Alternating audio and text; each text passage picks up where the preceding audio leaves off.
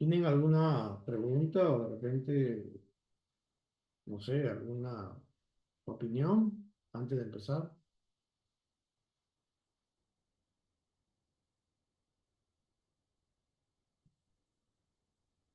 ¿Alguna opinión? ¿Nada? ¿Se pasa bien las imágenes? Sí, doctor, sí se ve. Ok, bueno, vamos a comenzar. El tema de hoy día es cáncer de pulmón.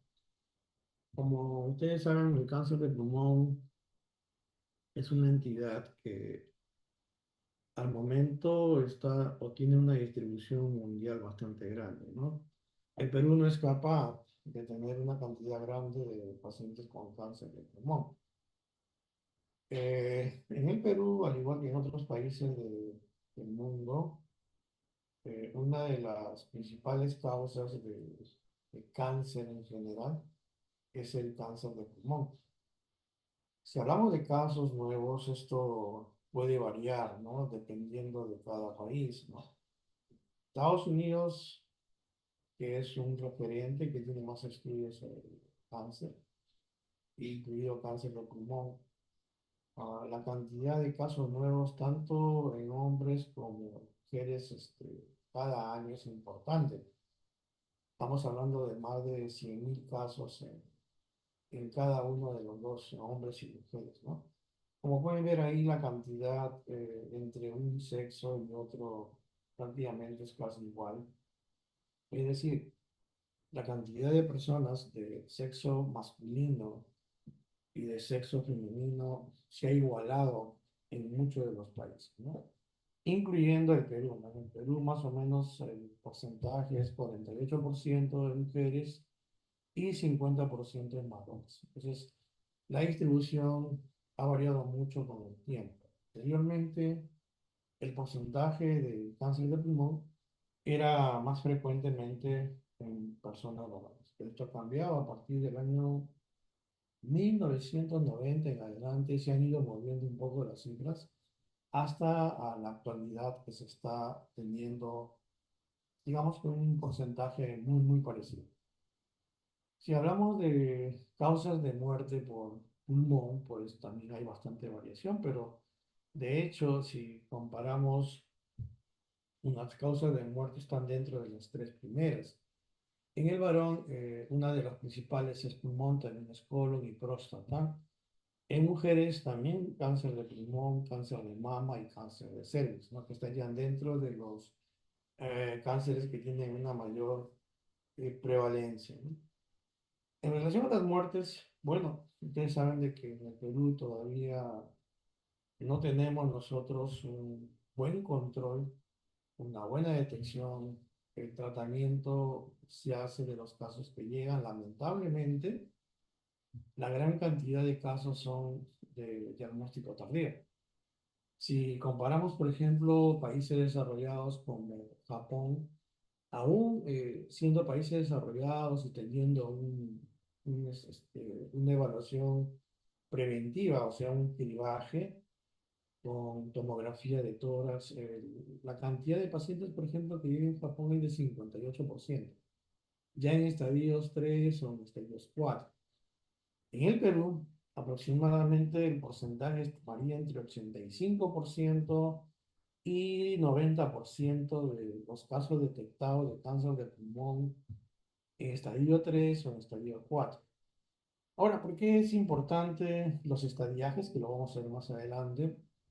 Porque teniendo un paciente, un menor estadiaje, pues el porcentaje de pacientes de supervivencia es mayor. O sea, vamos a tener una mayor supervivencia. Siendo ya cánceres avanzados, la supervivencia lógicamente te va a disminuir, ¿no? El Global Con, que es una entidad que se encarga de revisar estudios periódicos sobre cáncer, con respecto a cáncer de pulmón para el año 2020, indicó que esto era más o menos de 1,8 millones a nivel mundial. Esto representa más o menos el 18% de todos los cánceres en el mundo. Es una cantidad bastante, bastante grande para cada año estudia la evaluación del Global Can. En el Perú, la incidencia es de 10.1. 10.1, ustedes saben que las incidencias lo medimos por 100.000 habitantes, o sea, 10.1 por cada 100.000 habitantes. Y la mortalidad promedio es más o menos de 8.9 por cada 100.000 habitantes. Ambas, en realidad, cuando ustedes ven las cifras, son bastante importantes en cuanto a incidencia y mortalidad. El M1 es el riesgo de morbilidad o mortalidad con incidencia, ¿no? Y vemos que todavía en relación a lo que es mortalidad con incidencia, tenemos un 88%, que es bastante elevado. Es decir, la gran parte de los pacientes que tienen cáncer de pulmón, definitivamente van a fallecer en algún momento, ¿no? Eso significa que todavía no tenemos un control muy bueno en lo que es la evaluación de cáncer de pulmón. Eh, en cuanto a lo que es la epidemiología, sabemos que definitivamente el más frecuente y letal va a ser el cáncer de pulmón. Va a representar una cantidad aproximada de 1.1 millón de casos nuevos y la mortalidad de 1 millón en pacientes que mueren por esta enfermedad. Esto más o menos es lo que consiste el 88 de lo que es mortalidad de incidencia, CLMI. Las edades donde se presenta mayormente cáncer evolucionan con el tiempo a medida que avanza la edad. A menos de 40 años, la posibilidad de encontrar cáncer de pulmón no es tan frecuente, al igual que en menos de los pacientes que tienen 80 años. Sin embargo, los que tienen más de 80 años, sin embargo, últimamente, en estos 3 o 4 años, hemos visto un aumento bastante importante de cáncer de pulmón en personas que tienen menos de 40 años. De repente, de lo que yo he visto, el diagnóstico de cáncer de pulmón, el de menor edad fue de 18 años, no recuerdo que un adenocarcinoma. Y hemos tenido cáncer de 35 o 40 años, ¿no? Entonces, la edad puede variar en los últimos años en los reportes actuales. En el programa SER, uno de cada 13 varones y uno de cada 17 mujeres tienen un riesgo de desarrollar un carcinoma pulmonar a lo largo de toda la vida, ¿no? Cuando hacen mediciones de tiempo, ¿no? Este es un cuadro donde ven ustedes el impacto que tiene la presentación de muertes o el estimado de muertes de cáncer de pulmón. Si lo comparamos con los cánceres de páncreas, próstata, mama o colon, prácticamente si nosotros unimos la estimación de muertes por páncreas, cáncer de próstata, cáncer de mama o de colon, prácticamente es lo mismo que tener la estimación de muertes por cáncer de pulmón, ¿no? Ve usted la gran magnitud del problema en relación a lo que es este cáncer de pulmón. Y estas son las muertes en relación a dónde se produce el cáncer. Por ejemplo, acá, en el caso de los hombres, tenemos que el pulmón representa el 29% de los casos de muerte por cáncer. En próstata es el 11%, entonces, y cáncer de colon el 9%. Es decir, los tres primeros corresponden a pulmón, próstata y colon. Cuando vemos en el otro lado, en las mujeres, también es el cáncer de pulmón uno de los más importantes para Estados Unidos. En este caso, 26% de cáncer de pulmón, 15% de cáncer de mama y colon 9%, ¿no? Páncreas tiene otra magnitud un poquito más elevada que en hombres, ¿no? Entonces, en ambos grupos, sean hombres o sean mujeres, sí es importante la presentación de cáncer de pulmón, ¿no? ¿Dónde es que los pulmones podrían establecerse de acuerdo al órgano? Este es un estudio ya de Colombia. Colombia es un país sudamericano, entonces se acerca un poco a lo que nosotros podríamos tener. El cáncer de tráquea, bronquios y pulmón constituyó 7,1 por cada 100.000 habitantes. Vimos que en Perú era más o menos de 10,5, o sea, estamos dentro del porcentaje y sigue siendo todavía bastante alto. En cuanto a lo que son los factores asociados o la forma como queremos encontrar alguna posibilidad de lo que es el acercamiento, quienes podrían estar dentro de estos grupos mayoritarios para prevenir cáncer. Uno de ellos es, por ejemplo, la raza negra tiene una mayor posibilidad de hacer cáncer de pulmón. Hay estudios sobre las dietas, ¿no? Entonces, personas que tienen un consumo de vitamina A, vitamina E, consumo de mayormente frutas o verduras verdes o amarillas, tienen, en el caso de las frutas y verduras verdes o amarillas, un menor riesgo, ¿no? También si hay una deficiencia de vitamina A y E. Sin embargo, cuando aumenta los suplementos del beta-caroteno, aumenta en grupos estudiados, y son estudios estadísticos, la posibilidad de un riesgo de cáncer de pacientes que tienen enfermedades respiratorias, por ejemplo, tienen EPOC, tienen EPIC, secuelas de TBC, tienen un riesgo de 4 veces más. Y en cuanto a lo que es el factor genético o por herencia, cuando uno hace la historia clínica y determina que dentro de su familia han tenido también cáncer, no necesariamente de pulmón, pero cáncer, vemos que la posibilidad de la primera generación, la segunda o la tercera en relación al paciente, de todas maneras tienen un riesgo variable. Por ejemplo, la primera generación puede variar hasta 2 a 6 veces la posibilidad de tener cáncer. Aún teniendo o siendo la tercera generación, sigue siendo más de 1% las veces de posibilidad de tener cáncer, ¿no? Y los fumadores entrarían en 2 a 4 veces, teniendo en cuenta que los no fumadores van a representar de alguna manera un porcentaje variable.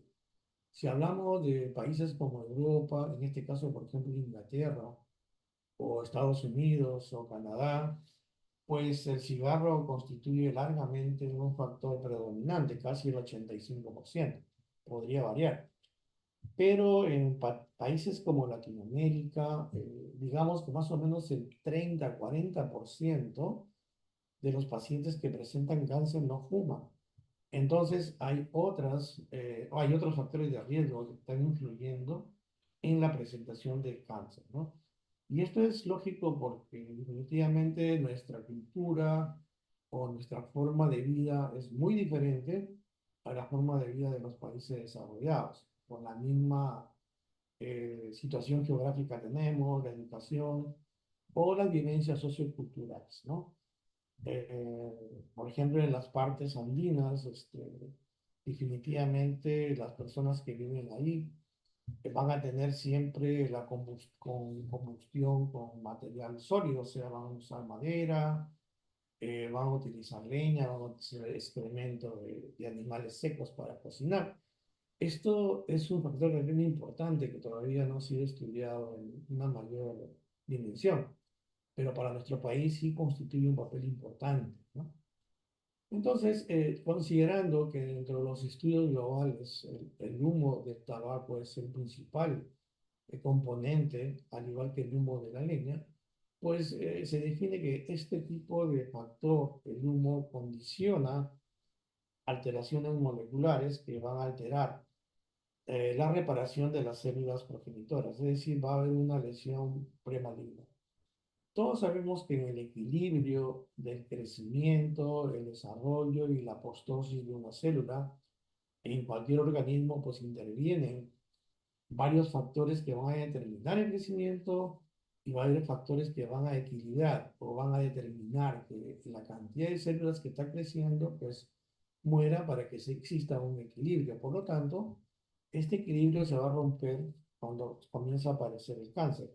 Entonces tenemos nosotros alteraciones en lo que son los oncogenes, que son proontogenetes mutados, Va a haber alteraciones en los genes supresores de tumores, que eso es algo que se estudia y tiene una, digamos, una dinámica actual permanentemente en el ser humano.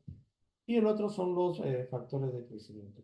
Estos tipos de alteraciones han ayudado mucho para determinar qué o cuál sería el factor fisiopatológico que nos ayudaría a identificar uno u otro tipo de cáncer. Importante porque, como vamos a ver más adelante, esto influye mucho en lo que son los tratamientos que vamos a tener en cuenta para poder abordar el cáncer de pulmón. Dentro de los que son los pro-oncógenos tenemos aquellos de crecimiento y diferenciación celular. El KRAS, por ejemplo, se encuentra en el 30% de los adenocarcinomas, el MYC o el CMYC en 10 y 40 de los cánceres pequeños o microcíticos. Los cánceres pequeños o microcíticos constituyen dentro del total de cáncer de pulmón aproximadamente un 15% en promedio. Y el resto son cánceres no microcíticos, basados básicamente en el estudio citológico, ¿no? Mayor cantidad o más grande la célula que la otra, ¿no? Pues se encuentra mayormente en las células pequeñas, cánceres de células pequeñas, ¿no? Hay varios factores que son los codificadores de receptores, por ejemplo, en el caso de los cánceres no pequeños, ¿no? O la codificación de proteínas que inhiben la apoptosis en los cánceres pequeños, que es el BSL2. Entonces, cada uno de ellos juega un papel importante para lo que es la diferenciación. Y luego tenemos, por ejemplo, el P53, que es una fosfoproteína nuclear, ¿no? Que se encarga de lo que es la apoptosis o la división celular para generar una suerte de equilibrio. Y la fosfoproteína nuclear es una alteración que se produce con la alteración de esta fosfoproteína, se produce una proliferación celular y una malignización. Es decir, tenemos factores que van a determinar un crecimiento y cuando estos factores están alterados, el crecimiento puede ser desbordado, no equilibrado. Y también tenemos factores o proteínas que van a hacer que las células mueran en algún momento. Sin embargo, cuando esto no sucede, pues el crecimiento sigue y las células no están muriendo. Entonces, eso determina la formación de tumores. Como decíamos, el 85% de los cánceres de pulmón en general, estamos hablando a nivel mundial, ya hablamos que en el Perú podría ser mucho menor, ¿no? Tienen pues más de 2.000 químicos conocidos dentro del cigarro, que son productos que van a alterar la genética celular. Hay otros carcinógenos también que son importantes, vamos a hablar de esto, el radón, por ejemplo, el asbesto, el níquel, el cromo, el cobre radiactivo, el arsénico o el alquitrán de carbón, que son también productos que van a determinar, ¿no? el cáncer de pulmón. Cuando hablamos de riesgos relativos, estamos hablando de cuál es la posibilidad de que un paciente, por ejemplo, que sea no fumador, pero que vive en la zona rural, prácticamente tiene un riesgo 1, un riesgo bajo. Pero aquella persona que vive en la ciudad y que no es fumadora, el riesgo aumenta de 1,2 a 2,3. Probablemente el factor asociado en este caso sea por la contaminación ambiental. Si nosotros comparamos la ciudad y comparamos la zona rural, es diferente. Definitivamente, si comparamos Bolivia con Perú, Bolivia tiene menos factores ambientales que Perú, por ejemplo. Y el fumador pasivo, que sí es importante determinarlo porque fíjense ustedes que el paciente que no fuma, pero que vive con una persona que fuma, ya su riesgo aumenta a 1,5 veces. De hecho, los pacientes que tienen un trabajo donde existe asbesto, que son un riesgo relativo de 5, que trabajan en minas de uranio 4, definitivamente son 4 a 5 veces más el riesgo de tener cáncer de pulmón. Podemos unir también, por ejemplo, podemos unir a aquel fumador con aquella persona que trabaja en minas. Entonces el riesgo se va a sumar, es mucho más alto. El trabajador que más asbesto, no fumador, fíjense ustedes que tiene 5% más de riesgo relativo. Y los fumadores definitivamente pues se llevan la parte más alta, ¿no? Tenemos fumadores que fuman un Pacquier, o fumadores que fuman dos packs tienen un riesgo. A medida que aumenta la cantidad de cigarros por día y por años, también aumenta la posibilidad de que la persona pueda tener un riesgo, un cáncer de pulmón. Un pacquier se define como la persona que fuma una cajetilla de cigarros por día y por año, ¿no? De hecho, un punto importante es aquel que tiene 20 pacquier, es decir, ha fumado 20 una cajetilla diaria por 20 años, ¿no? Eso es la denominación más importante, que es 20 pacquier, que es un fumador pesado. Y el trabajador que fuma y trabaja con asbesto, fíjense ustedes que su riesgo relativo es altísimo. Igual podríamos decir, el trabajador en minas de uranio que tiene y que fuma además de ello, significa pues un riesgo muy elevado. Los factores de riesgo, por lo tanto, no son únicos al tabaco. El tabaco de por sí es el que tiene la prioridad, pero tenemos también el humo del cigarrillo en el ambiente, que es el fumador pasivo, que es importante determinarlo al momento que hacemos la evaluación de un paciente. No es solamente usted fuma o no fuma, sino que también si tiene o está en contacto con un paciente que fuma. El otro es el radón residencial. El radón es un gas que se produce o sale del radón sólido.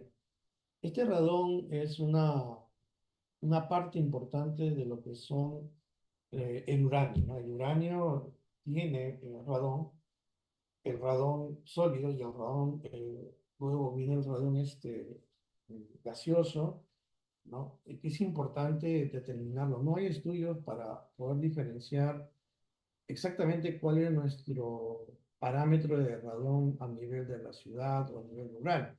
No sé qué estudios hay. El asbesto es otro, igual, otro de los factores de riesgo importantes. Los combustibles sólidos son los que conversamos, son la leña, es también productos que van a producir fuego en las comunidades altoandinas. Dentro de la contaminación atmosférica hay estudios también muy pocos de lo que es el plomo. El plomo no se mide generalmente mucho en la contaminación atmosférica, pero de hecho hay países que tienen muchas cantidades de plomo dentro del medio ambiente. La exposición al arsénico, por ejemplo, el arsénico es un producto que podría también encontrarse en agua potable, ¿no? Digamos que el valor referencial es que no sea más de 10 microgramos por litro, porque esta cantidad podría ya generar un cuadro de factor de riesgo importante, los químicos orgánicos. Y el otro grupo son las personas que trabajan con radiación, ¿no? Tenemos los radiólogos o los técnicos radiólogos, ¿no? Y también las personas medioambientales.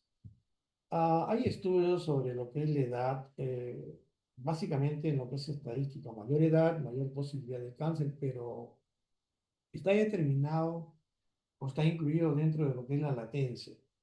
La latencia significa que podría ya haber un compromiso genético en una persona que usa cigarro o fuma, o alguno de estos factores que estamos mencionando, pero esta alteración se va a ver reflejada en una enfermedad en 20 a 30 años después. Es decir, nuestro periodo de latencia es bastante alto para esta enfermedad. Entonces es importante siempre tener un estudio completo de cuándo fue o cuándo comenzó el paciente como factor de riesgo. No, no, si el paciente no fuma pero ha fumado, sigue siendo un factor de riesgo bastante importante. En relación al cigarrillo, pues el consumo de cigarrillos antes de la Primera Guerra Mundial no era tan alto como después de ella. Y entonces, si ustedes ven que el consumo era menor a 100 cigarrillos por año, por persona, estamos hablando antes de la Primera Guerra Mundial, ¿no? Ya para el año 1950 había una cantidad de 300 cigarrillos años por persona.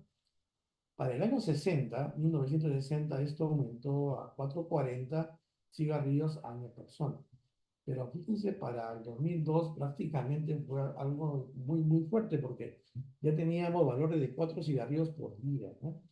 Entonces, la cantidad de cigarros que la persona comenzó a fumar, pues definitivamente es bastante alta, ¿no? La identificación del material, el humo, como causa de cáncer de pulmón, es decir, la combustión que se produce en los agentes carcinógenos también han sido importantes para la determinación del cáncer. Hay estudios sobre, por ejemplo, qué tipo de cigarro tiene, cuáles son, digamos, la forma como fuma el paciente, cuánto fuma el paciente, pero definitivamente el humo del cigarro en aerosol contiene muchos componentes. Tal vez los particulados son aquellos que se producen por la inhalación como una fuente primaria y lo otro es la parte de la exhalación como causa primaria de contaminación ambiental. O sea, el hecho de fumar introduce material dentro del pulmón que hace daño y cuando uno elimina el cigarro o el humo, también va a tener un problema de contaminación ambiental. Esta exposición es la mayor fuente de riesgo para cáncer de pulmón. Muchos de los países ya tienen ya leyes que prohíben el cigarro dentro de lugares cerrados, ¿no? En el Perú también, por supuesto, o lugares públicos. Eso está reglamentado, ¿no? Todavía no hay una conciencia de que podría ser esto un riesgo fuerte. Sin embargo, en algunos países esto se hace con mayor supervisión. Inclusive no se puede fumar en lugares cercanos a colegios, lugares cercanos a los hospitales, cosa que no sucede acá en el Perú. El cigarro tiene, como les dije, muchos componentes gaseosos, casi 500 componentes gaseosos, y el resto son componentes particulados, ¿no? De los que se estudia como carcinógenos, unos son los hidrocarburos aromáticos tricíclicos, también están las aminas aromáticas o las nitrosaminas, hay bencenos, hay arsénico, radón, polonio, es decir, una cantidad muy grande de elementos carcinógenos, ¿no? Pero de todos ellos, los que están más relacionados al cáncer de pulmón son los N-nitrosamidas, ¿no? Producidos por la nitrosaminación de la nicotina. Ustedes saben que es el principal factor de riesgo. Hay muchas sustancias, una de las principales es la 4-metilnitrosamino piridilbutanol, que es el NMK, que está más relacionado con el cáncer de pulmón. ¿Cómo es la manera que afecta? Bueno, una de las formas es afectando el DNA, ¿no? Activando un proto-oncógeno KRAS y la mutación del gen P53. Es decir, altera tanto el equilibrio de la formación de células como también altera la apoptosis celular. Entonces, ambas definitivamente se van a sumar para producir el cáncer. Existen otros factores que contribuyen al cáncer de pulmón, como por ejemplo son las enfermedades pulmonares. Paciente que tiene, por ejemplo, bronquiectasias o aquel paciente que ha tenido un cáncer o, perdón, una tuberculosis pulmonar. Aquí en el Perú tenemos 33.000 casos aproximadamente al año de pacientes con tuberculosis. Probablemente unos 20.000 queden con secuela pulmonar. La secuela pulmonar en los pacientes que han tenido tuberculosis aquí en el Perú es un factor de riesgo elevado para cáncer también de pulmón. Dentro de ellos, el que tiene mayor posibilidad de desarrollo es el adenocarcinoma. Otras son las alteraciones de las vías aéreas, el género, hemos dicho ahora pues el varón, ¿no? Pero definitivamente se está igualando mucho. Los factores ambientales, ¿no? Los factores ocupacionales, el ambiente general o el tipo de dieta que tiene la persona. Entonces, cada uno de ellos merece un estudio adicional. Uno de los, digamos, segundos factores más importantes a nivel del mundo es el gas del radón.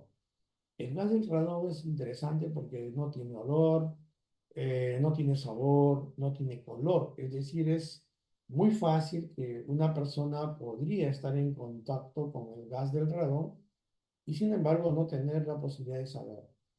Este gas del radón, como ya lo dijimos, pues es un derivado finalmente del uranio. Y el uranio lo tenemos nosotros también en el Perú. En el año 2015, en Lima, se hizo un estudio de varios distritos y encontraron que en el 88% de los distritos estudiados, las concentraciones medias de radón superaban aquellas que estaban siendo recomendadas por la OMS. Es decir, el radón es uno de los principales factores de riesgo en el Perú para producir cáncer. Y lo otro que también se estudió paralelamente fue que en el Perú nosotros tenemos una reserva importante de uranio, ¿no? Estamos hablando que por cada kilómetro cuadrado, el 80% por kilómetro cuadrado tiene radón. Es bastante elevado. Muy bien. Luego vamos a ver un poco las manifestaciones clínicas. Sabemos que dentro de las manifestaciones clínicas, cuando el cáncer pues recién está instaurándose, es muy pequeño, no va a dar ninguna manifestación clínica. De ahí la importancia que tenemos de hacer un screening de lo que es la evaluación en pacientes que, por ejemplo, pacientes que fuman o que han fumado, o pacientes que han estado en contacto con humo de leña, o pacientes que están expuestos a material cancerígeno. Ellos deberían tener prioritariamente una evaluación o un screening o un cribaje con una tomografía de tórax. Lamentablemente no lo hacemos, aquí en el Perú no se hace, y esto es una suerte también de lo que es la conducta social en el Perú, ¿no? A veces un paciente con cáncer de pulmón es indicado que tiene cáncer por su culpa, porque ha fumado, pero no necesariamente. Vemos que el porcentaje de personas que tienen cáncer tienen diferentes factores de riesgo, ¿no? Entonces, una de las cosas que de repente podría mejorar la supervivencia, la mortalidad y la calidad de vida en pacientes con cáncer es haciendo este tipo de cribados. En Estados Unidos, en Japón, y en Canadá se han hecho cribajes, a veces no totalmente en el país. Por ejemplo, en Japón, en la provincia de Itachi, se hizo un estudio de cribaje en todo el personal que tenía factores de riesgo. Y llegaron a disminuir su tasa de mortalidad y de morbilidad a un 26%, que es bastante alto. Entonces, de hecho, existe o funciona el hacer un descarte de lo que es el cáncer. Tal vez el tema sea un poco difícil para el tema de porque hay muchas lesiones pulmonares que podrían parecer o no cáncer, algunas benignas, otras malignas, pero definitivamente si los estudios nos hablan que tenemos una disminución de un 26-25%, sigue siendo importante el cribaje y la evaluación de los pacientes con sintomatología que no tiene o asintomáticos en otra palabra, ¿no? Muy bien, dentro de las manifestaciones pulmonares, una de ellas es la tos. Esta tos es una tos persistente, una tos que no calma, es una tos que se produce por una irritación bronquial o una compresión del pulmón. Casi las dos terceras partes de los pacientes que tienen cáncer lo van a presentar. Lo otro es la disnea, que lo va a presentar casi 50-60%, ¿no? Eso depende mucho de dónde se localice el tumor. Si el tumor se localiza en un área periférica, probablemente la disnea no sea tan importante, pero van a haber otras manifestaciones. Si el tumor se localiza a nivel central, va a haber una compresión parcial o total del bronquio, ¿no? O los tumores centrales. Entonces, eso va a provocar definitivamente una disminución del aire hacia los alveolos. Y eso va a conllevar a una dificultad respiratoria o una disnea, ¿no? La otra forma, cómo podría ocurrir una disnea, es que puede haber una diseminación a través de los linfáticos, ¿no? De los tumores periféricos, y estos tumores periféricos a través de los ganglios poder obstruir o los bronquios y producir una neumonitis por compresión.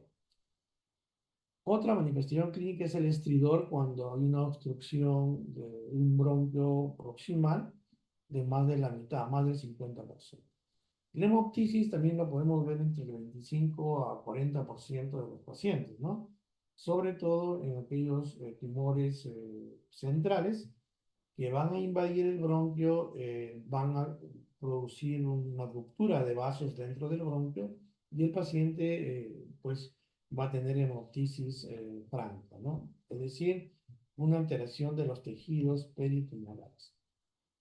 Dentro de los otros síntomas, podemos tener también pacientes que vienen con una bronquitis porque puede haber infección, una telectasia porque hay una obstrucción, o una neumonitis posobstructiva cuando existe una obstrucción, no total, pero parcial del de uno de los bronquios.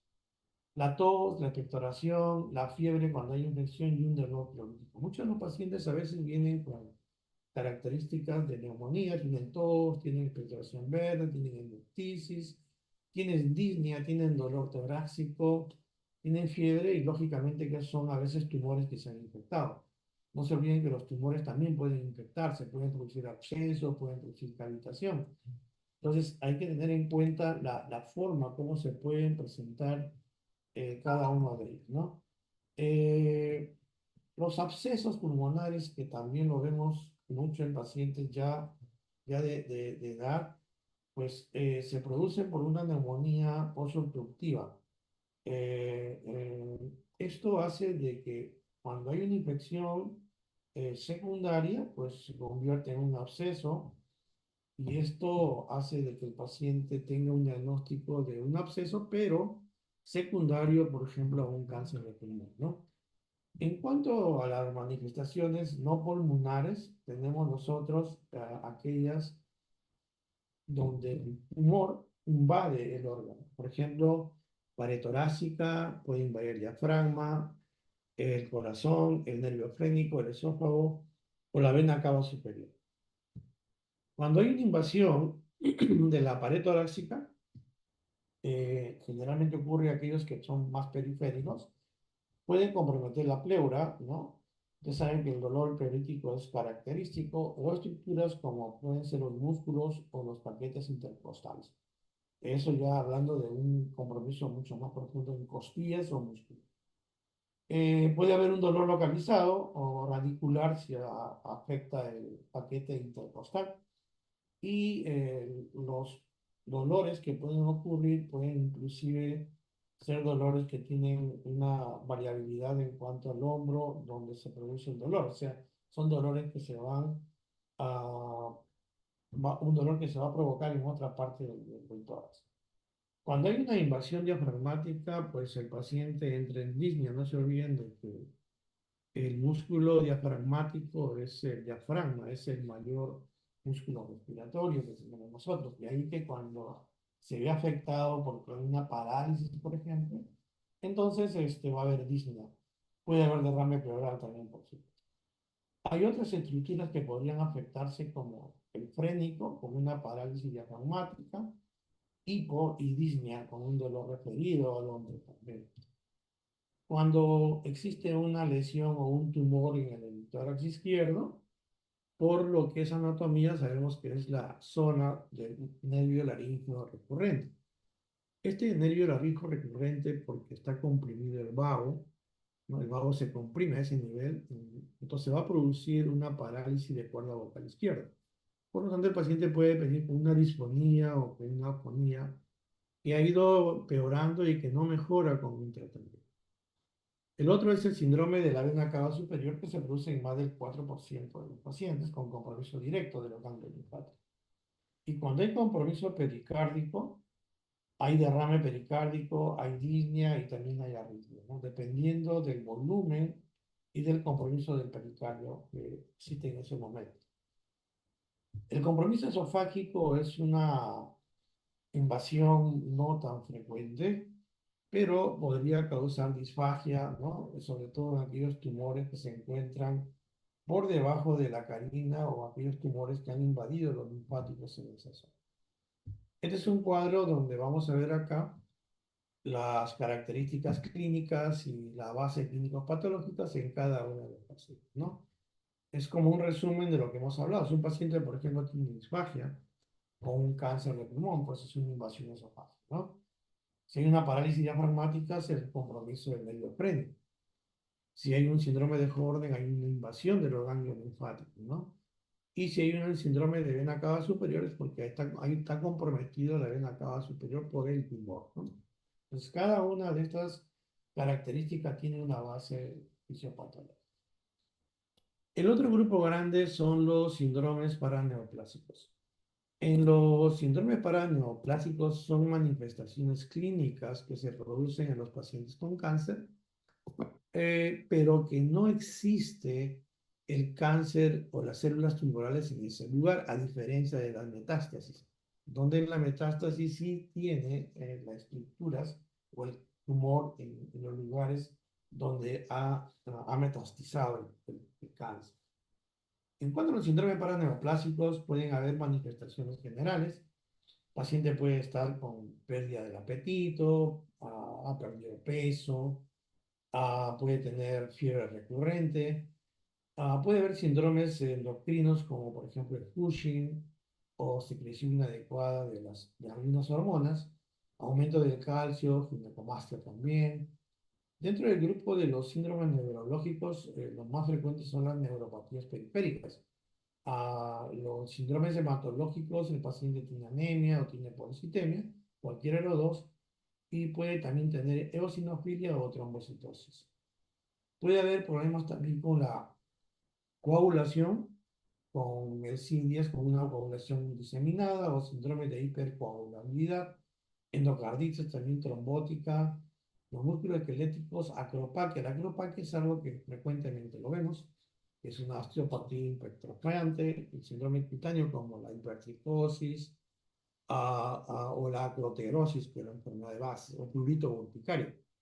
Y las colagenopatías como son lupus, vasculitis o dermatomiosis. Es decir, si nosotros encontramos alguna de estas características clínicas, deberíamos buscar también la posibilidad de un cáncer de pulmón, si es que todavía no lo hemos encontrado, porque son manifestaciones de repente paraneoplásicas ya de procesos que se están produciendo en el cuerpo.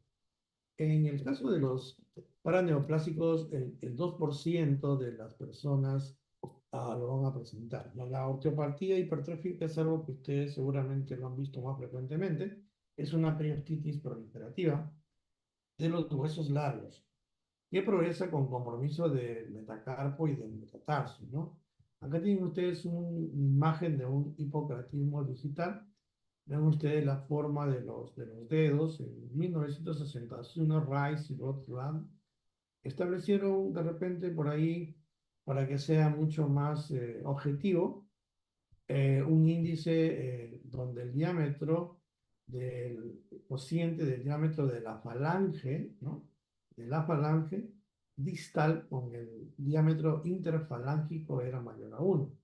Por ejemplo, acá tienen ustedes cómo es el diámetro normal, el diámetro intrafalángico, y el otro es el diámetro de la falange, ¿no? Y vemos esto lo normal, pero acá ven ustedes que este diámetro de la falange distal es mucho mayor que el interfalángico, ¿no?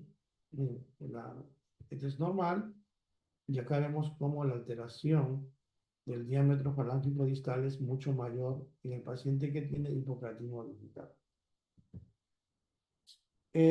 Las hormonas antidiuréticas, cuando se alteran, pues definitivamente nos van a dar náuseas, emesis, vómitos, disfunción neurológica. La hipercalcemia en el 10% con una aparato hormona ectópica, alteraciones por lo tanto de lo que es el fósforo, ¿no? Eh, Síndromes paraneoplásicos con neuropatías periféricas, que son centrales o también por degeneración cerebelosa. Metástasis, es el otro grupo. La metástasis involucra ya que el tumor va hacia otro órgano. Vamos a encontrar lesiones de tumores en ese lugar, a diferencia de las paraneoplásicas. En este caso, los principales lugares de metástasis por cáncer de pulmón están los del sistema nervioso central. Tenemos la metástasis óseas, o sea, el sistema musculoesquelético, las hepáticas, adrenales y aquello de piel y tejidos blandos. Ahora, de hecho, cuando comparamos las extensiones metastásicas entre células o cánceres no pequeños de células pequeñas, estas son de células pequeñas y de células no pequeñas, vemos cómo el cáncer de células pequeñas tiene un porcentaje mucho mayor de metástasis al momento del diagnóstico. Es decir, cuando hacemos el diagnóstico de cánceres de células pequeñas, ya más o menos el 60% de ellas ya tienen una metástasis. A diferencia de aquellas de las cánceres de células no pequeñas, donde el 30-40% hacen metástasis. Es decir, tiene la mitad de posibilidad de encontrar una metástasis comparado con los cánceres de células pequeñas. La metástasis ósea tiene un 30% de posibilidad, siendo un 20 a 25% asintomáticas. Los huesos que son más afectados en una metástasis son las vértebras, las costillas, el fémur y el hueso de la pelvis, ¿no? Lógicamente que la complejidad de los síntomas va a depender mucho de dónde se encuentre la metástasis. Y las cerebrales constituyen hasta un 50%, 25% a 50%, sobre todo en aquellos cánceres de células microcíticas o pequeñas. Y un 25% de los adenocarcinomas. Los adenocarcinomas están dentro de las células no pequeñas, ¿no? La localización es variable, por ejemplo, si es una localización supratentorial, va a producir cefalea, náuseas y vómitos, dependiendo de dónde se aloje el componente metastásico. Muy bien, vamos a ver ahora lo que es diagnóstico. En relación al diagnóstico, pues podemos hacerlo por métodos invasivos y por métodos no invasivos. Cuando tenemos nosotros, digamos, un componente o un tumor central, una de las cosas que nos va a ayudar a determinar si es o no un cáncer es hacer una broncoaspiroscopia.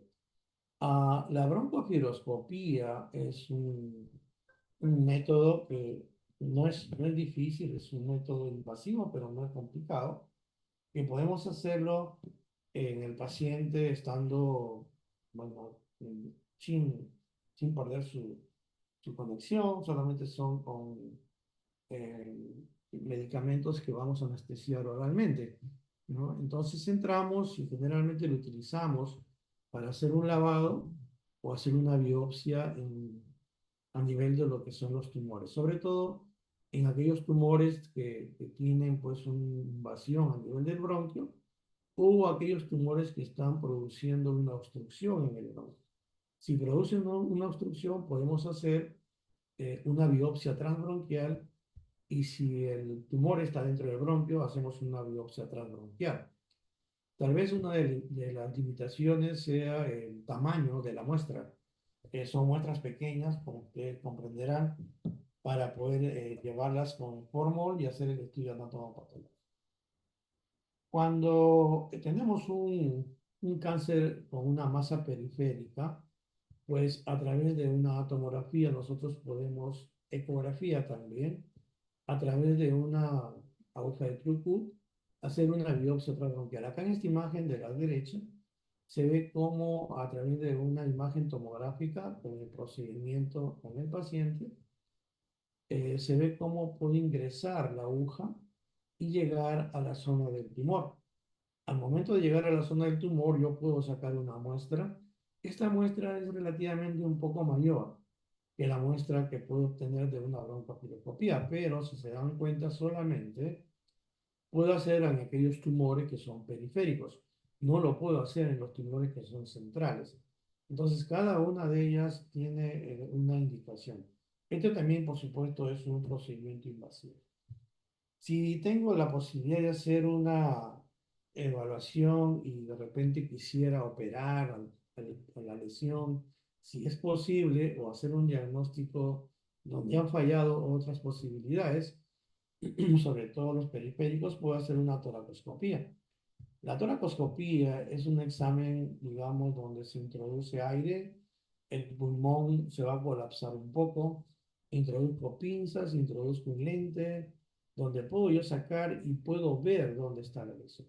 Entonces, puedo yo tener la posibilidad de tener una muestra mayor de tejido neoplásico, que sí me va a dar un diagnóstico etiológico o histológico mucho mejor. Y lo otro es la toracotomía. La toracotomía ya es la apertura del tórax, no, no es igual como en la toracoscopía, donde la apertura es mucho mayor. Generalmente lo utilizamos para fines no solamente de diagnóstico, sino también de lo que es el tratamiento. Muy La patología. En relación a la patología, pues hay unas clasificaciones que han ido o se han quedado de alguna manera dentro de las clasificaciones, como son los carcinomas escamocelulares, la de células pequeñas, el adenocarcinoma, células grandes, el adeno escamoso, los carcinoides, pero cada uno de ellos porque tiene una concepción histopatológica definida. Ven acá que definitivamente el carcinoma de células pequeñas digamos, la diferencia entre todos los demás. Los demás son de células grandes, ¿no? Entonces acá dice cáncer a células no pequeñas, o sea, grandes, ¿no? No son diagnósticos patológicos que sean exactamente el 100% de los estudios histopatológicos. Por ejemplo, el adenocarcinoma, como su nombre lo dice, pues es producto de un compromiso de las glándulas del pulmón. Pero no siempre vamos a encontrar solamente compromiso de adenocarcinoma. Podríamos encontrar adenocarcinoma, por ejemplo, más carcinoma adenoescamoso. Podrían haber los dos o tres que están confluyendo en una misma muestra. Pero para términos de clasificación, siempre utilizamos el que tiene un mayor porcentaje de células neoplásicas. Es decir, si por ejemplo tenemos acá, encontramos adenocarcinoma y encontramos carcinoma adenoescamoso o escamoso, y adenocarcinoma es el predominante, entonces la clasificación lo hacemos con el predominante, para términos también de lo que es tratamiento. En relación a lo que le dije, pues hay dos hipótesis, la hipótesis de que son las células pluripotenciales, ¿no? Es decir, hay varios fenotipos que van a surgir en el tumor para hacer una diferenciación, ¿no? Y estos fenotipos de tumores se originan, pues, en otra concepción de hipótesis de unas células diferentes, no de una célula misma, sino de diferentes células. Bueno, en términos, digamos, de diagnóstico, pues nos va a servir para ambos casos. Esta es una definición, yo creo, más apegada a la realidad. Ven ustedes que el cáncer de células pequeñas, microcíticas, constituye un 15% del total de las células cancerosas o clasificaciones cancerosas, y el 85% lo va a constituir el cáncer no microcítico que tienen acá. ¿De cuál es el adenocarcinoma? Tiene más o menos un 40%, el epidermoide un 30% y el macrocítico un 13%, 15%. Acá tienen ustedes un diagrama donde ven la posibilidad del hallazgo que podríamos tener en la evaluación de los cánceres. De hecho, el microcítico solamente 15% y 85% los no microcíticos, de los cuales el que mayor vamos a encontrar es el adenocarcinoma. Algunas características, por ejemplo, de las células pequeñas. Las células pequeñas generalmente están muy asociadas a pacientes que fuman, no necesariamente en el total de los casos. Usualmente es un cáncer central, por lo tanto va a producir obstrucción extrínseca por la masa que va a formar. Ya está obstruyendo el bronquio, ¿no? Hay una amplia diseminación metastásica. A menudo las metástasis son las que se presentan primero antes de saber que existe un cáncer de pulmón. A veces el paciente viene con convulsiones o compromisos neurológicos. Se hace una tomografía cerebral, se encuentra un tumor en el cerebro o dos tumores, y cuando hacemos la investigación vemos que esa lesión en el cerebro corresponde a un cáncer de células pequeñas cuando hacemos el estudio completo. Es un tumor que generalmente no se cavita, ¿no? Y pues el origen son las células neuroendocrinas. Acá tenemos lo que es el adeno.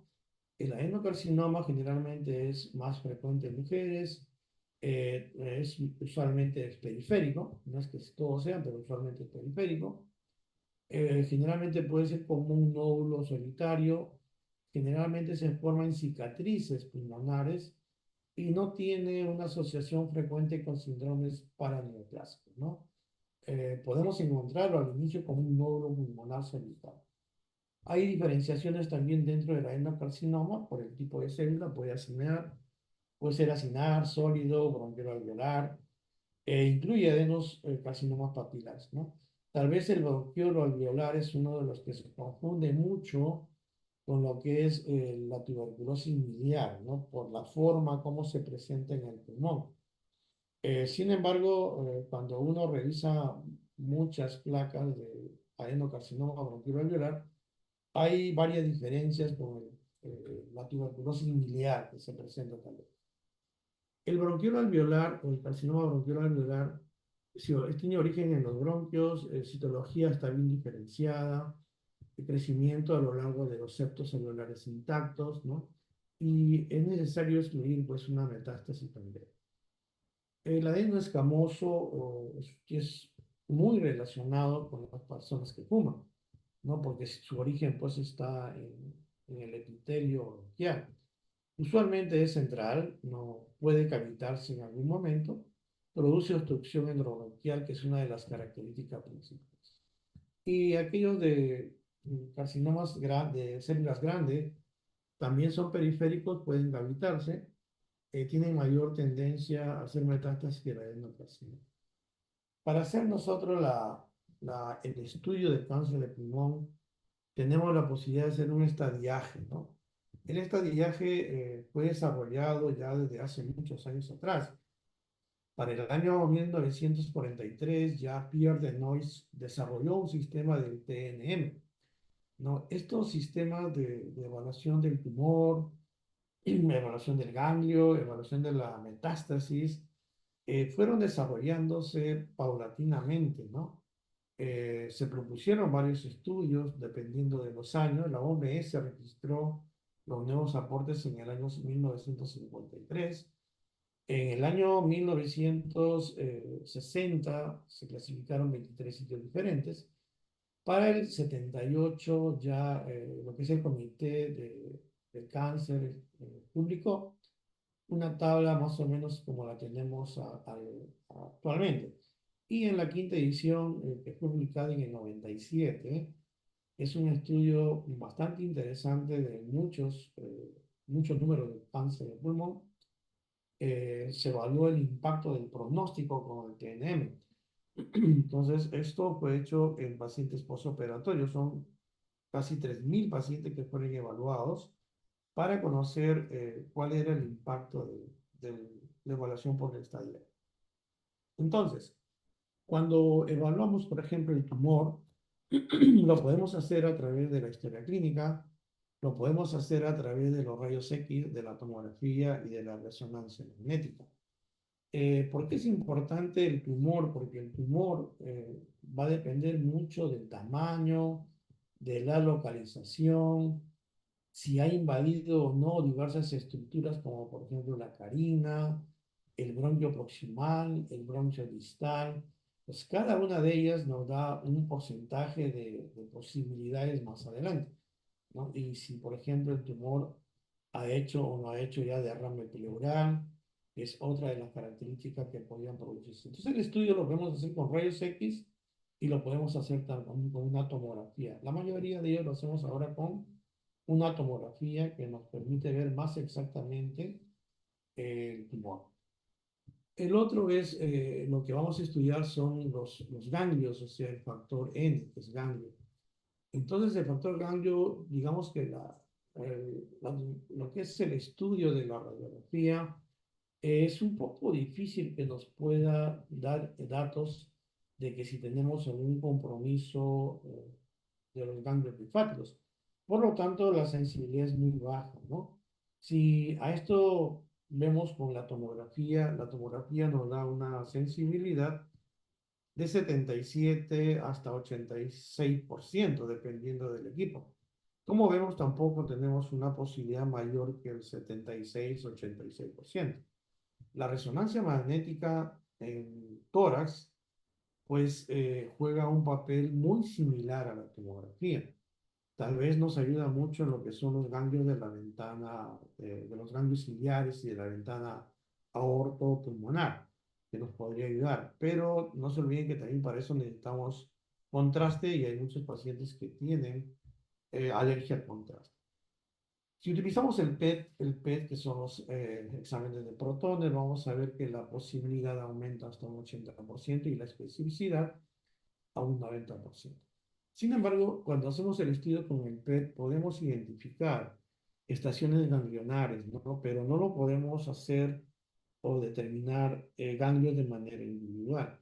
Por lo tanto, lo que nos permite, digamos, determinar si existe un núcleo de ganglios calientes que se determina por la posibilidad de una metástasis linfática, pues si hacemos una tomografía podemos seleccionar qué tipo es ganglio y cuál no para determinar una aproximación de cuáles serían los ganglios que intrapulmonares localizados sobre todo a nivel central o mediastinal para poder hacer una evaluación de lo que es el factor B.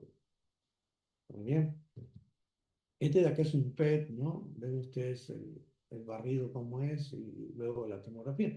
Ambos se pueden complementar para el diagnóstico.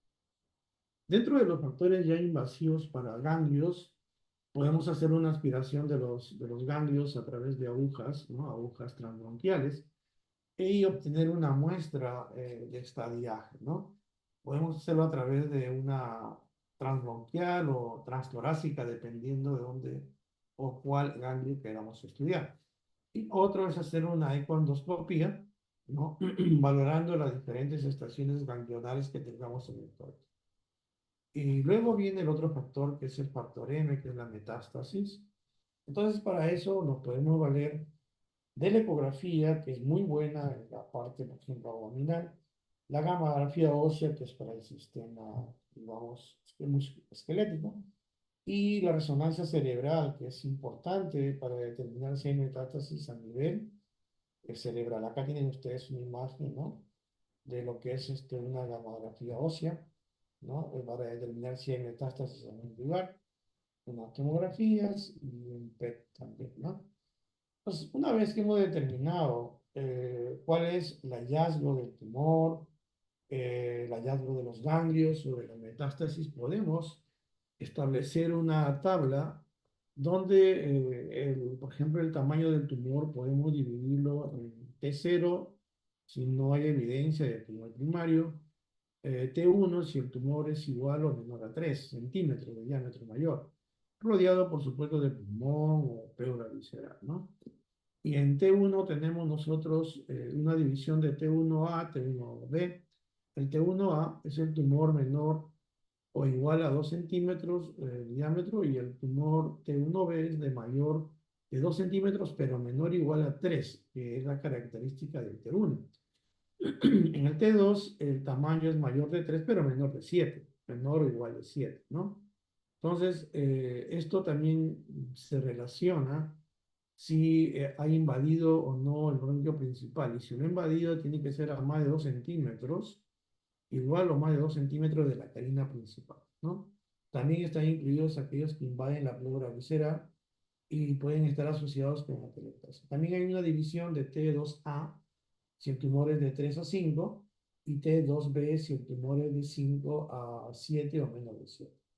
En el T3, el tumor ya es mayor de 7 centímetros, eso es en cuanto a tamaño.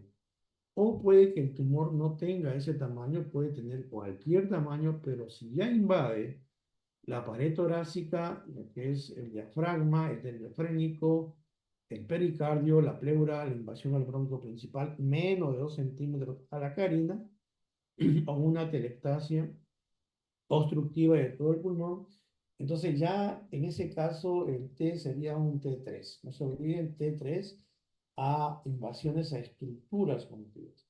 Y el T4 tampoco considera ya el tamaño, sino que si existe ya una invasión a nivel de mediastino, o corazón, o grandes vasos, tráquea, esófago, nervio recurrente, o vértebras, o carina principal con nódulos pulmonares independientes, esto ya se considera un T4. Para el caso de los ganglios, la distribución se puede hacer como NX en 0, cuando hay ausencia, ausencia de metástasis en la parte ganglionar intratorácica o supraclavicular. N1 cuando hay ganglios peribronquiales o iliares del mismo lado del tumor, no homolaterales, incluida la extensión directa. N2 es cuando hay ya compromiso de los ganglios mediastínicos homolaterales o en los subcarinales, N2. Y N3 cuando ya los ganglios ciliares o mediastínicos contralaterales o escalenos o supraclaviculares de cualquier lado están tomados. En cuanto a la metástasis, no hay mucho problema en la división. Tenemos a cuál es el M1, que es una metástasis a distancia, y el M0, donde no hay metástasis. El M1 también se divide en M1A, M1B. M1A son aquellas metástasis que se producen a nivel de pulmón, ¿no? O en el lóbulo contralateral o lóbulos pleurales. Y el MB1B cuando se produce a una distancia mucho mayor. Acá está el cuadro, es un poquito más explícito de lo que es el T1, T2, T3 y T4. Tenemos acá el N1, N2, N3 y tenemos el M1A, M1B. Entonces, cada uno de estos estadiales en tumor, ganglio y metástasis, nosotros lo podemos ya evaluar en conjunto y formamos el estadiaje. ¿Se acuerdan que le hablé de estadiaje donde se encuentran mayormente los cánceres de pulmón y les hablaba que era el estadiaje 3? Es decir, nosotros encontramos 3 o 4 cuando el paciente ya tiene estas características. Cuando el tumor es un tumor 2B, el ganglio puede ser N1A y no metástasis, ¿no? Entonces, del 3 para abajo son la mayoría de los encuentros que hallamos en los cánceres, ¿no? Este ya que es la estadificación un poquito más completa para poder tener en cuenta. Y esta es la supervivencia. Esta es la supervivencia de cada estadio. Ven ustedes que a mayor estadiaje, pues la supervivencia 5 años es mucho menor. En Europa la supervivencia es mucho menor que en Estados Unidos. En el estadio 1A, por ejemplo, a 5 años hay una supervivencia del 75%. Pero fíjense ustedes cuando el estadio es 3B o es un estadio 4, la supervivencia a 5 años es 5% o menos de 5%. Y en Europa igual, el 1A 60% y el estadio 4B o 4, perdón, 1%.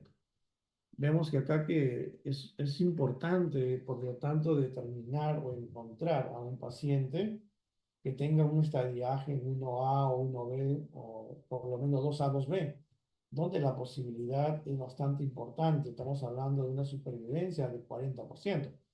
Fíjense cómo cambia drásticamente de 2B a 3A, de 40% a casi un 20% en promedio, o sea, la mitad de la posibilidad de supervivencia de los 5 años.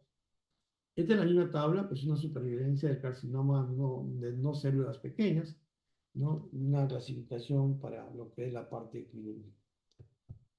En cuanto al tratamiento, yo diría de que así como en el diagnóstico se han hecho muchos avances en la parte genética, en el tratamiento te han habido varias cosas interesantes últimamente, ¿no? Tenemos ahora no solamente la cirugía o la quimioterapia, radioterapia, que eran lo que teníamos, era importante para tratar el cáncer. Tenemos ahora lo que es la inmunoterapia o las células dianas con tratamientos dirigidos. Y lo otro, pues, es hacer una combinación de, por ejemplo, hacer radioterapia, quimioterapia y la inmunoterapia. Cada una de ellas es importante para poder tratar a un paciente, ¿no? Acá tienen ustedes un cuadro de un abordaje general de un paciente según su estadiaje, ¿no? Vemos acá que en el estadiaje 1, definitivamente la resección quirúrgica más una quimioprofilaxis es importante. Cuando es resecable el 2A, generalmente se hace primero una quimioterapia y luego se hace una resección quirúrgica. Pero si no es resecable, entonces se hace una quimioterapia más una radioterapia. Si el estadio es un 3B con derrame pleural, pues utilizamos quimioterapia más radioterapia y podemos utilizar ya en todas ellas lo que es la inmunoterapia. La inmunoterapia es un tratamiento que consiste en mejorar el sistema inmunológico tratando de que nuestro sistema pueda atacar a las células cancerígenas. Estamos hablando de inmunoterapia inespecífica. La terapia específica también está dando buenos resultados. Hay varios estudios con respecto a vacunas o células que están dirigidas a la destrucción de células cancerígenas, ¿no? Últimamente las células diana, que son la otra posibilidad, es mucho más específico para algún tipo de cáncer. Acá tienen ustedes las drogas que utilizamos, en realidad son varias drogas para lo que es la quimioterapia, ¿no? Y por último, vamos a hablar un poquito de lo que es cáncer pulmonar en relación a la evaluación de lo que es la clasificación molecular. Tenemos acá el cáncer microcítico, el cáncer pulmonar no microcítico, ya hemos hablado de la clasificación.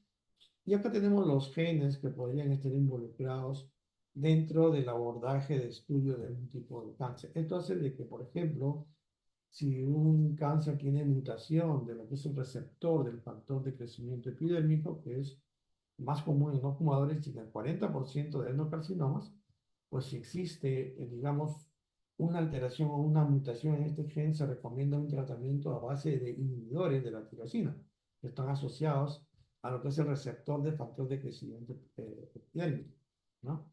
Ahí utilizamos gefinidib, amitriptilina, o sea, hay varias posibilidades de fármacos que podríamos utilizar. Iguales son las mutaciones, que son el AL, por ejemplo, ¿no? Que es una mutación anaplásica del linfoma. Entonces, igual la mutación de ROS o la mutación de BRAS. Cada una de ellas se recomienda un determinado medicamento.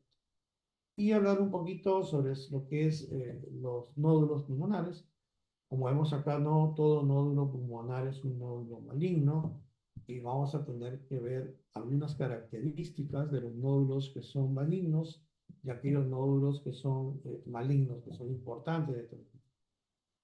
Por lo tanto, un nódulo se define básicamente como una lesión morfológica esférica que tiene un diámetro menos de 3 centímetros, ¿no? O llega a los 3 centímetros como máximo. No se olviden de que toda lesión morfológica esférica que supera los 3 centímetros ya es considerada como una masa. Entonces, esto es para distinguir una masa de un nódulo, ¿no? No está asociada a enopatías o a telectasias también. Entonces, cuando nosotros estudiamos un nódulo, vamos a tener nódulos que son benignos y malignos. Dentro de los malignos, pues, vamos a tener varias posibilidades, como son los carcinomas broncógenos, el tumor carcinoide, un sarcoma, un linfoma o la metástasis de otros cánceres, de lugares como, por ejemplo, tiroides, o mama, o riñón, ovario, o también próstata, ¿no? Y los benignos que también podemos encontrar nódulos son los de tuberculosis, en el Perú muy frecuente, brucelosis, amartomas, lipomas, quistes broncogénicos, malformaciones arteriovenosas, o algunas como embolos sépticos, fiebre y parasitosis.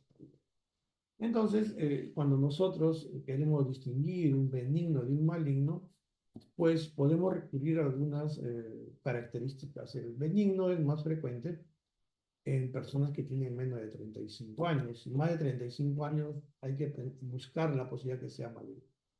El antecedente de fumador, más en el maligno, antecedente de malignidad dentro de la familia, el tamaño no es el mayor, el tamaño es más de 2 centímetros, hay que de todas maneras es una investigación, los bordes, generalmente los bordes de los nódulos solitarios son bien definidos cuando son benignos.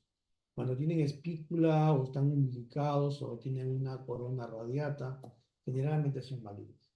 Y el patrón de calcificación también Si la clasificación es central, o es laminada, o es difusa, o en palomita de maíz, generalmente es una calcificación de un nódulo benigno. Cuando la calcificación es excéntrica o es irregular, entonces podríamos estar pensando en un cáncer, en un nódulo maligno. La estabilidad mayor de 2 años, es decir, que no se haya movido, el tamaño sea igual, va para un cáncer benigno. Pero si hay un crecimiento antes de los 2 años, hay que hacer, yo creo que rápidamente un tratamiento quirúrgico para determinar y curar al paciente. El tiempo de duplicación es el tiempo que se demora en que el cáncer duplique su tamaño. En el caso de los benignos puede ser menor de 20, ¿no? 20 o mayor, 20 días si se quiere, o mayor de 400 días, ¿no? En el caso de los malignos, ellos van a implicar entre 20 y 400 días. Estamos hablando de 20 días y un año, un mes, un año. Acá tienen ustedes algunas figuras de los módulos con las clasificaciones. Van a ver acá cómo es clasificación central, laminar, difusa, palomita de maíz. Miren este tipo de clasificación en los malignos. Es punteada, ¿no? O es excéntrica. Entonces, básicamente ahí podemos nosotros distinguir cuáles de los dos podrían ser. Acá tienen algunas figuras de los nódulos, ¿no? Benignos y otros nódulos que son malignos, que tienen los bordes muy irregulares. Muy bien, en conclusión, podríamos decir que el cáncer de pulmón es la causa principal de muertes relacionadas, casi en todo el mundo, se presenta en todo el mundo. Segundo, que el tabaquismo es una de las causas más importantes a nivel mundial, 85%, pero que en los países sudamericanos hay que siempre tener en cuenta los combustibles sólidos, en este caso la madera, que el diagnóstico suele hacerse generalmente en etapas avanzadas, estamos hablando más allá de 3, estadio 3, y que el cribado de personas de alto riesgo, ya hablamos de aquello de personas de alto riesgo, permite que podamos hacer una detección precoz y esto podría mejorar nuestra tasa de mortalidad.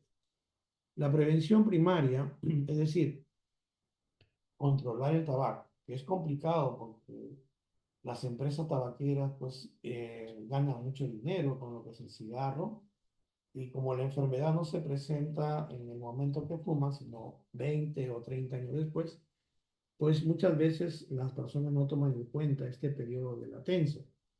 Ahí de repente un poco ha cambiado la forma como utilizar las empresas tabaqueras en el mundo, como son el cigarro electrónico.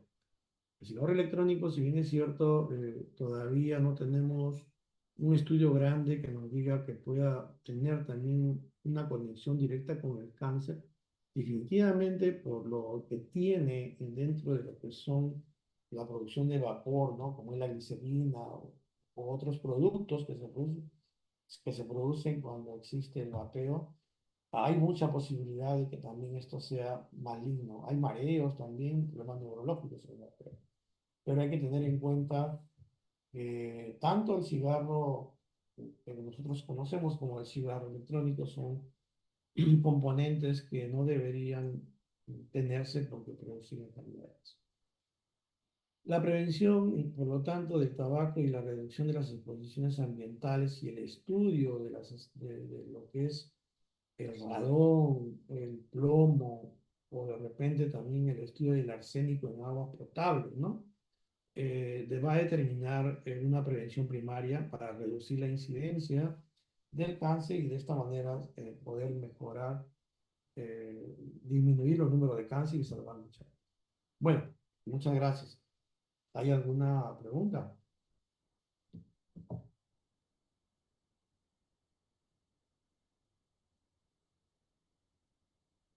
¿Alguna pregunta? Muy bien. Bueno, eso es todo entonces. Hasta luego, ¿no? Hasta luego, doctor. Gracias. Gracias, doctor.